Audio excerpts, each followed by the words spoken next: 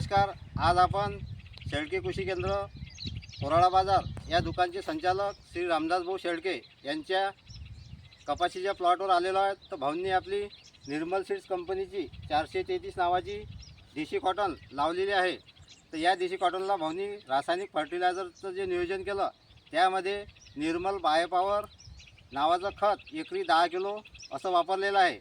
तर या आणि भाऊंनी यांना विशेष ट्रीटमेंट दिलेली आहे. तर त्याबद्दल भाऊ आपलं मत प्रस्तुत करतील. नमस्कार भाऊ. नमस्कार सर. नमस्कार. मी रामदास शेळके, राहणार कोराळा बाजार. मी निर्मल कंपनीचे देशी वाण लावलेले आहे. तर आज जवळजवळ 50 दिवसाचं माझं पीक झालेलं आहे. तर 50 दिवसामध्ये आपण पाहू शकता की 3 फुटापर्यंत या पिकाची हाईट झालेली आहे आणि जवळजवळ ब्रांचिंग जे आहे तर एका झाडाला जवळजवळ आतापासून 8 ते 10 ब्रांचिंग आलेले आहेत. तर हे ब्रांचिंग येण्याचं कारण असं आहे का आम्ही NPK सोबत